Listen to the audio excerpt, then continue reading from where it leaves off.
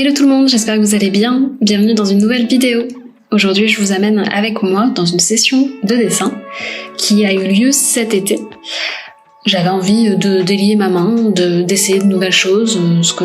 Là, je vais essayer de dessiner des silhouettes, des gens que j'ai pas forcément l'habitude de... En tout cas, je suis moins à l'aise à le faire, mais je me suis fait une petite session dans mon carnet de croquis un petit peu tout moche, où j'essaye des choses, où je tente, ou juste j'essaye de me relaxer à travers le dessin parfois. Mais cette session-là, c'est un petit peu ça, un petit peu tout ça.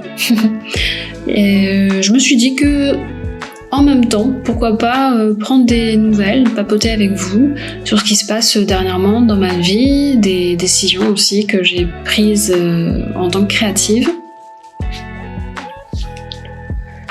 Cette année, en fait, c'est la première année où je vais enseigner en fait dans 2 écoles de design.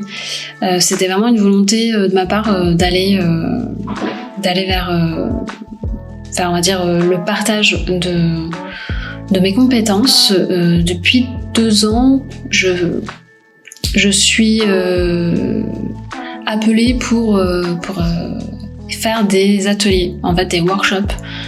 Que ce soit auprès d'étudiants ou d'enfants, et du coup je me suis dit que pourquoi pas le faire tout au long de l'année, ça pourrait être chouette de partager en tout cas ce qui me passionne. Donc là cette année c'est la première année scolaire où je vais faire ça pendant 7-8 mois d'affilée, donc j'espère vraiment que ça va bien se passer. Je vais enseigner à Aix dans 2 écoles. Une, je vais partager en tout cas mon savoir sur ma culture graphique, et la créativité d'un autre côté, sur des projets justement, essayer d'appréhender sa créativité et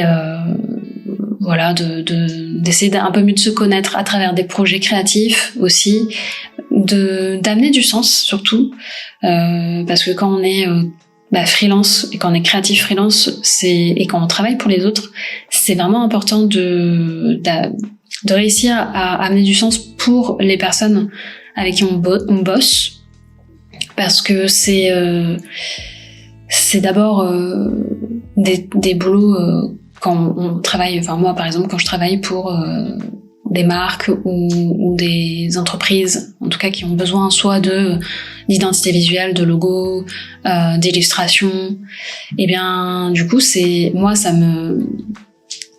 passion, donc je vais toujours trouver un certain plaisir à le faire, mais derrière il faut proposer quelque chose qui ait du sens pour la personne qui du coup va l'utiliser et qui va s'en servir pour son entreprise. Donc voilà, je vais enseigner un petit peu tout ça à travers ces cours-là. Donc j'espère que ça va bien se passer. Je vous avoue que c'est demain que je commence. Donc on va voir les premiers jours. On verra, j'adapterai aussi selon les réactions et selon comment ça se passe, quoi. Voilà pour le gros, on va dire, la grosse nouvelle de cette année. C'est vrai que c'est quelque chose que j'avais envie de tenter. Et cet été, pour passer vraiment à autre chose, du coup, je voulais vous parler d'Instagram. En fait, cet été, je suis partie en vacances fin juillet. Et en fait, j'étais super fatiguée, et j'ai voulu totalement arrêter, juste pour, en fait, dans un premier temps, souffler. Je suis des personnes qui, en tout cas, n'ont pas cette force d'aller tout le temps, tous les jours sur les réseaux sociaux, parce que je trouve que c'est assez anxiogène, et surtout quand on est créatif, je trouve que ça peut être parfois vite, on peut aller dans un tourbillon un peu de comparaison, de blocage aussi artistique sur comment trouver son style et est-ce que je fais bien, et etc. Donc cet été j'en ai profité, quand je suis partie en vacances, pour couper un petit peu d'Instagram, mais ça a fini en fait j'ai totalement coupé pendant 1 mois et demi. Là je reviens tout juste, je crois que j'ai repris Instagram vers le 10 septembre ou quelque chose comme ça, donc vraiment il y a 15 jours ou quelque chose, enfin voilà, il y a 15 jours. Et pour être totalement honnête, ça m'a fait un bien fou, vraiment, de juste être loin d'Instagram, d'avoir pas ce sentiment d'être toujours sursollicité ou de toujours devoir être là. C'est bête parce qu'en soi c'est une pression qu'on se met tout seul, parce qu'il y a personne qui nous oblige en soi à être sur les réseaux sociaux. Moi j'y vais principalement pour mon activité parce que je sais que ça c'est quand même assez fort, en tout cas en termes de visibilité. Enfin fort, je m'entends. C'est en tout cas un outil qui peut permettre d'avoir une visibilité plus importante auprès de futurs clients ou voilà, d'autres artistes avec qui on peut faire des collaborations par exemple, et puis juste voilà, papoter avec d'autres créatifs. Mais j'avais cette sensation, fallait que je prenne une pause quoi, et que surtout en fait des fois j'avais l'impression de me forcer à créer.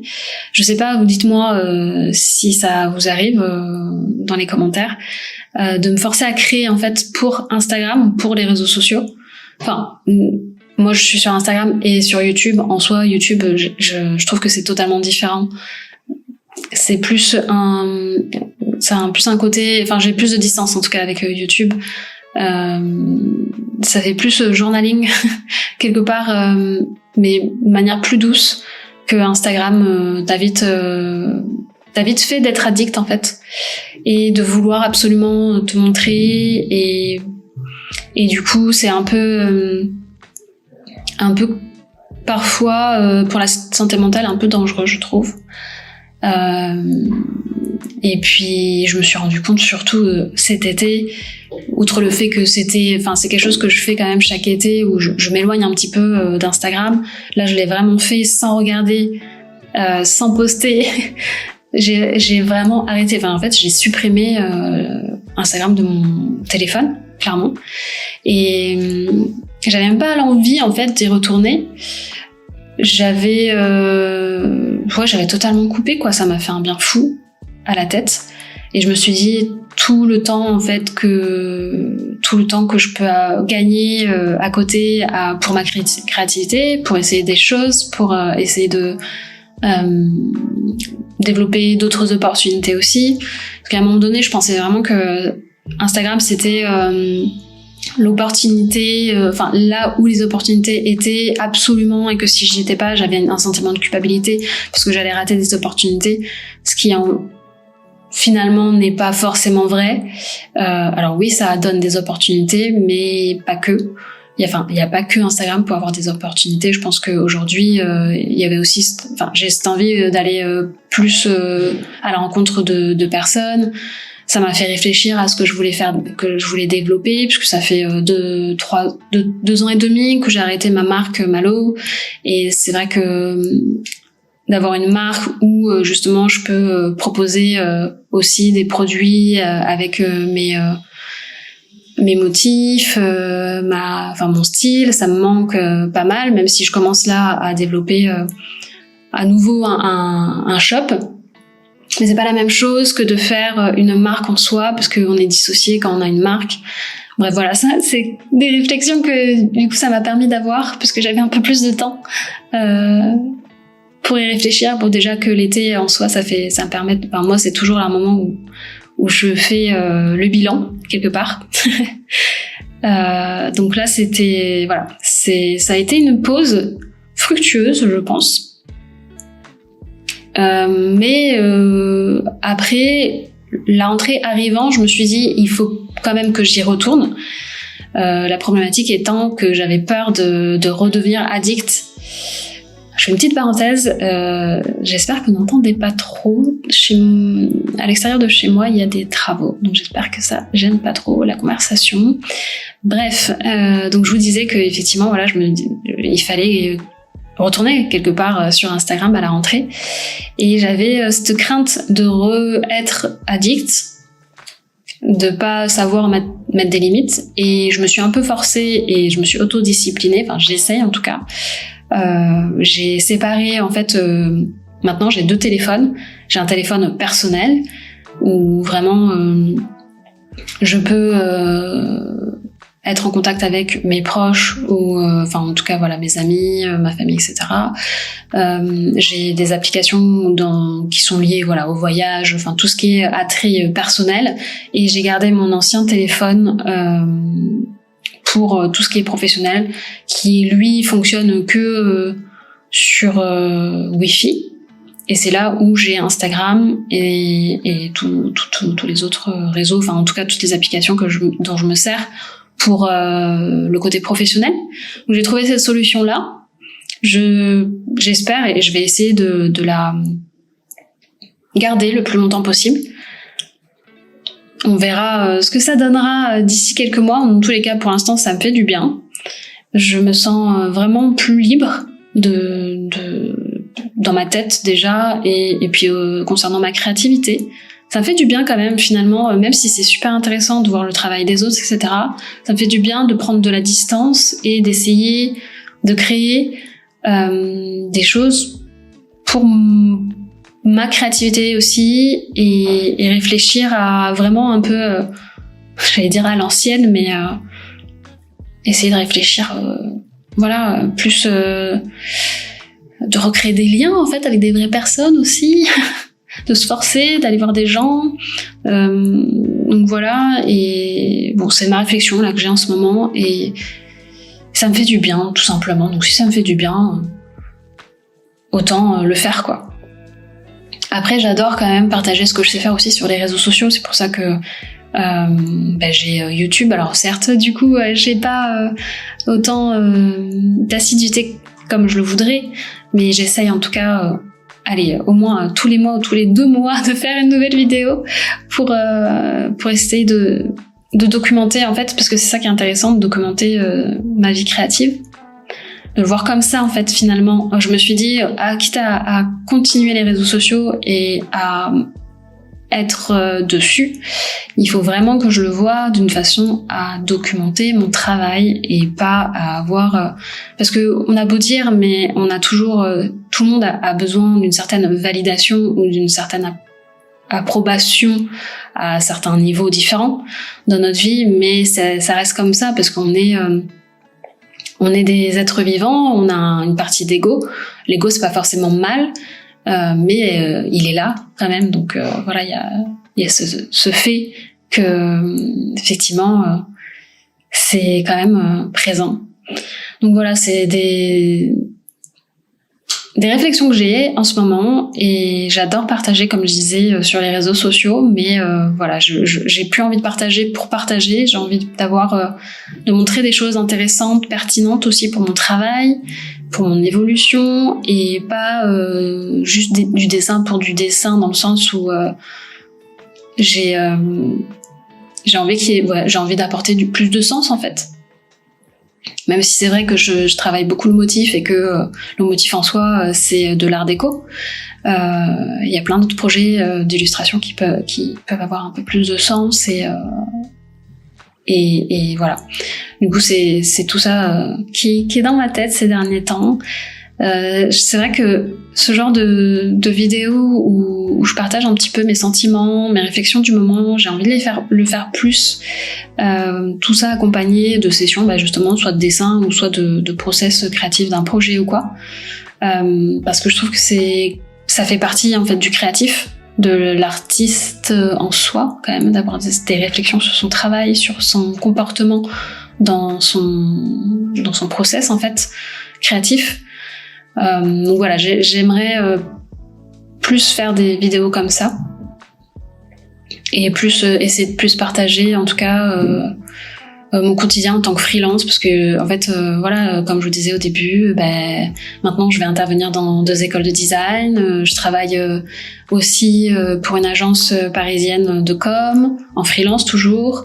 J'ai mon projet de shop, donc il y a plein de choses que je pourrais partager, et c'est pour ça qu'en fait j'essaie aussi de m'autodiscipliner et de me forcer à documenter plus ma vie créative. Je dis pas toute ma vie parce que j'ai pas envie de montrer tout ce qui se passe dans ma vie de manière générale. Enfin, je veux dire, ma vie perso n'intéressera pas forcément tout le monde, et puis j'ai pas forcément envie de partager toute ma vie privée. Mais ma vie créative, je sais que j'ai envie de partager des choses parce que je suis pas seule à être freelance. Je suis pas seule à être illustratrice graphiste freelance, je pense. Et je sais que il y en a beaucoup qui veulent aussi voir ce que ça donne, ce que c'est comme type de vie aussi. C'est pour ça que je suis allée taper à la porte, en tout cas échanger et commencer des relations avec des écoles de design pour intervenir et essayer de partager ça, parce que c'est quelque chose, je sais que je suis pas seule à le faire. Je sais très bien, puisque du coup je regarde d'autres freelances aussi sur YouTube, illustratrices ou designers, et voilà, il y a une belle communauté et j'ai envie de faire partie et de partager, en tout cas d'échanger avec cette communauté déjà existante depuis bien longtemps, hein, je le sais bien. Donc voilà, tous ces petites réflexions dans ma tête. J'espère que, là on arrive vers la fin, j'espère que ça vous aura plu, en tout cas ces échanges-là. Qui j'espère sont un peu plus, j'essaye d'être un peu plus on va dire intime dans tout ce qui se passe dans ma tête, en tout cas sur ma vie créative. Donc j'espère que ce partage vous aura plu, cette discussion-là. Je vous invite si c'est pas déjà fait, à liker la vidéo. Ça me permettra justement de travailler avec ce fameux algorithme YouTube, et de me commenter si vous partagez, si vous êtes aussi créatif, si ça vous a inspiré, qu'est-ce que vous en pensez, le fait de prendre de la distance avec Instagram.